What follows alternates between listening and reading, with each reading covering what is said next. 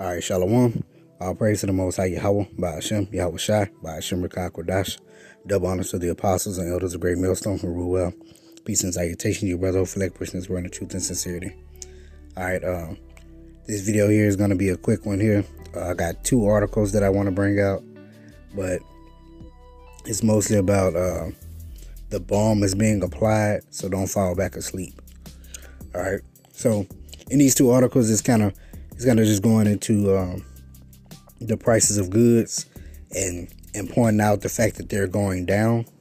All right, so but prices of goods are going down, but gas prices are slowly creeping up again. All right, but I want to read this article here. It says, which I have gone into the store and noticed this too. Monthly egg price decline is largest in 36 years. Okay. Funny part about it is it's the largest decline in 36 years, but it's still higher than 3 years ago. Make it make sense. All right. But it says egg prices fell 10.9% in March after soaring to record levels earlier this year, according to Labor Department data released Wednesday. It's the second straight month that the price of eggs has dropped. Eggs are now 36% more expensive than they were 1 year ago, down from 70.1% in January. The March price drop is the largest month-to-month decline in 36 years, according to Labor Department. It's welcome news for consumers, particularly working families that rely on eggs as a relatively budget-friendly and nutritious food option. And hey, I was a big person on eggs till they got outrageous and I pretty much stopped eating it. The decline helped drive down grocery prices by 0.3%, reversing months of consecutive price hikes. The cost of food at home is still up 8.4% compared to March 2022. Egg prices soared after recent bird flu outbreaks led to the death of more than 58 million hens. That dramatically lowered the supply of eggs, prompting retailers and other consumers to pay more. As supply recovered in recent months, wholesale prices plummeted. That eventually translated to price drops at the grocery store. Maine Foods, the largest egg producer in the U.S., boosted its profits by more than 700% after it doubled egg prices. 700%. Think about that. Unlike other producers, Maine didn't report any cases of bird flu. That prompted some Democrats in Congress to call for an investigation into allegations of price gouging by Maine, and they probably were, and other large egg producers, arguing that similar producers managed to keep prices down. Okay, funny thing is, they probably did price gouge. They probably stole, not probably, they did. I'm gonna just say they did. Fuck it. They stole money, price gouge, all that stuff. Because you gotta remember, we're in Babylon the Great. The wicked is ruling. The wicked will rule wickedly. They're gonna do things to get them more money. They're going to do things to scam you. You know, this is a scam-likely society. Everything is literally a scam. I was gonna say everything is likely a scam, but no, everything is literally a scam. From the houses you buy, from the prices of houses, the prices of cars, from the process of buying houses, process of buying cars, the whole thing about land, jobs, wages, income, taxes, everything is a scam, literally. And then on top of that, you're stolen. You know, people steal from you. So, I mean, it's just a scam society. It just is what it is. That was the first article I wanted to hit. This is the second one here. It says, food prices ease for the first time since 2020. Here's what's getting cheaper. Grocery prices finally dipped in March following the first time since September 2020. Of 6 major grocery food group indexes, 3 fell from February to March. The meats, poultry, fish, and eggs index fell 1.4%, pulled down by another month of large decrease in egg prices. So egg prices are driving down the prices of meats, poultry, fish, and fish. because they put them all together in the same category, so thus to make it look like it's really dropping dramatically, but it's really not still. But it says fruits and vegetables prices fell 1.3% and dairy products ticked down 0.1%. The other indexes for non-alcoholic beverages, cereal, bakery products, and all other groceries went up. That's what I'm saying. You can't avoid it. It's all going to go up. Inflation has to happen. Hyperinflation must happen. It is what it is. While the monthly decline is a relief, groceries are still expensive on an annual basis. In the year through March, grocery prices jumped 8.4%, outpacing overall inflation of 5%. Menu prices went up 8.8% in that time. Notice it said outpacing overall inflation of 5%. Now on regular like government jobs or state paid jobs, you get what they call a cost of living raise, and it's a certain percentage.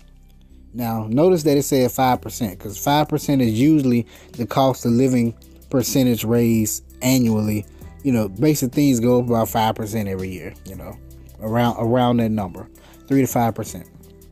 Now, on these jobs, they cheat you by giving you a cost of living raise of 2%. So they give you 2%, but it raises, around 5. I'll say 4 to 5%. I just throwing that out there. I just noticed it said that. All right. But it says, over the course of the year, a number of grocery items notched large price increases. Eggs rose 36%. Margarine went up 33.4%. Flour got 17.5% pricier. Potatoes up 9.7%. Cheese rose 8.2%. And milk went up 5.5%. Some prices cooled over the course of the year.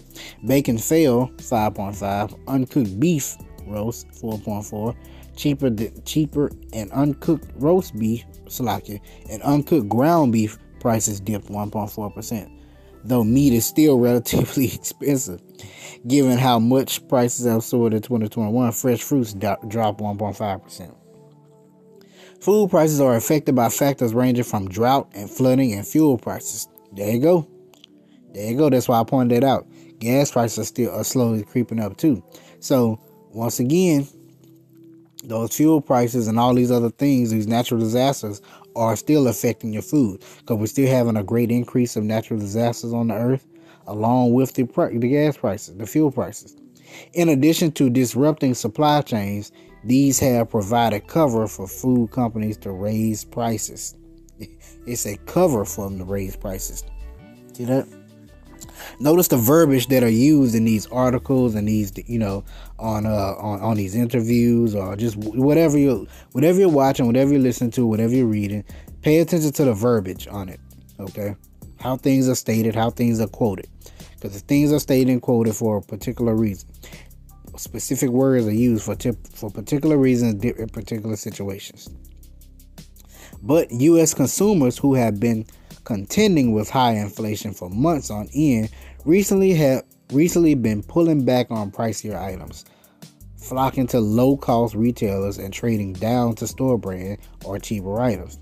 It's a huge shift. The most expensive tier of products went from 24.5% of the market in January 2019 to 9% in March in online grocery, according to research. All right. Meanwhile, the cheapest tier of online groceries grew in market share by 13%. All right. From February to March, adjusted for seasonal swings, eggs had the most dramatic decrease with 10.9% decline. Egg prices had soared in the previous months primarily due to avian flu, which constrained supply and companies taking advantage of the disruption to pad profits. But more recently, egg prices have been coming down. And like I said at the top of the article, I have noticed that in the store, egg prices have decreased dramatically, but they're still high. They're still up a lot from what they were just 3 years ago. Okay. Let's see. It says in the meat aisle, ham fell 4.8%, hot dogs dropped 2.9%, and uncooked beef roast fell 2.3%. Fish and seafood prices dropped. Basically, they all dropped. Butter sank 6.6%. Lettuce 5.7%. Fresh fruits and vegetables overall 1.7%. Peanut butter 2.3%. Okay. Some items still got more expensive in March. Breakfast cereal got 2.4% pricier.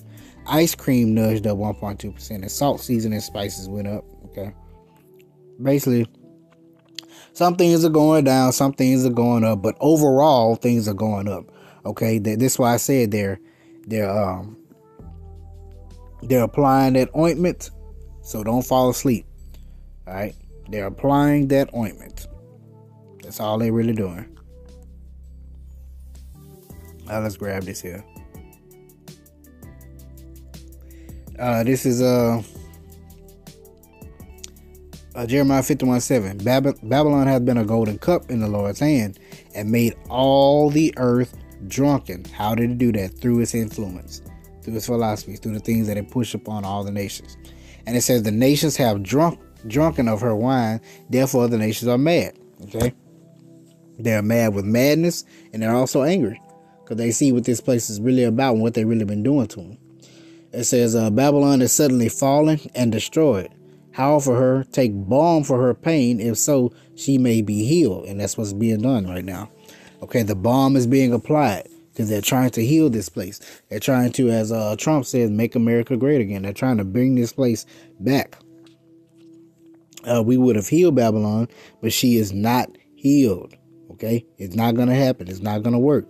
No matter what you do, how many times you raise interest rates to slow or cut inflation, it's still gonna go up. Inflation's still gonna happen. And the crazy part about it is by you raising interest rate, you're not adding, you're actually adding to the problem. You're not helping the problem, you're adding to it. But that's another topic. But it says, forsake her and let us go everyone to his own country, for her judgment reacheth unto heaven and is lifted up even to the skies. Okay, the Lord finna judge this place heavily. Okay. Now, this is another reason why I say, no matter what, you're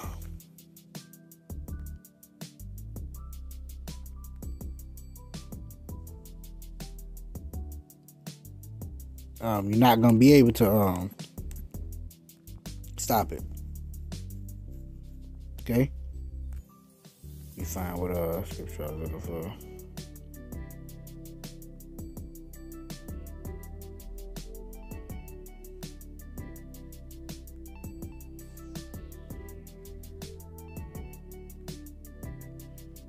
I know I'm in the right chapter.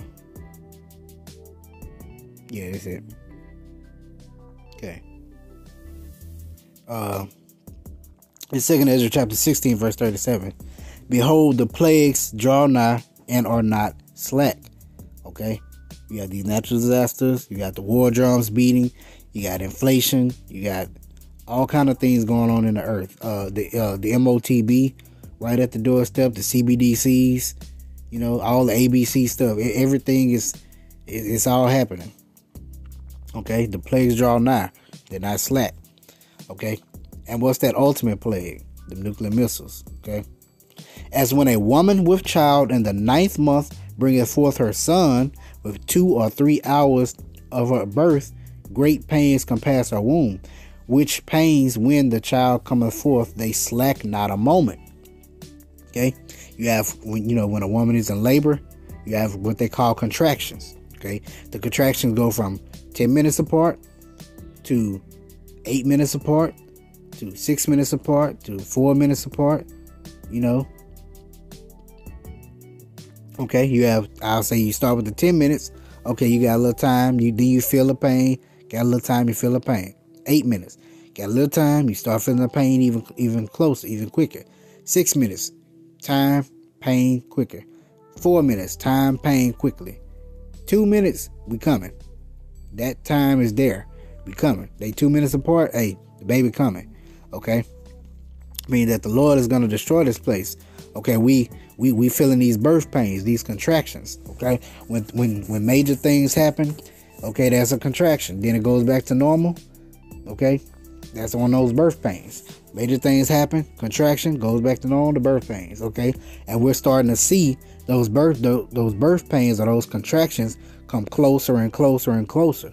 We're starting to see more major events happen more often. Okay, at a faster pace. So this is how we know when the signs that we're at the end of this thing. All right, but I'm gonna read it again. 2nd Ezra 16:37. Behold, the plagues draw nigh and are not slack, as when a woman with child in the 9th month bringeth forth her son with 2 or 3 hours of her birth. Great pains compass her womb, which pains when the child cometh forth. They slack not a moment. Even so shall not the plagues be slack to come upon the earth, and the world shall mourn, and sorrow shall come upon it on every side. See that? When these things begin to happen in a major way, the Lord ain't letting up. It just gonna he finna drown this place in judgment. That's why they said the judgment is reaches unto heaven. Okay, Lord finna judge this place and judge the hell out of it. Okay, but yeah. So call Lord Yahweh Shem HaShabbat Shem HaKakwa. That's just a quick lesson on that balm is being applied again. Okay, so don't fall back to sleep. All right, so hope you edified. Shalom.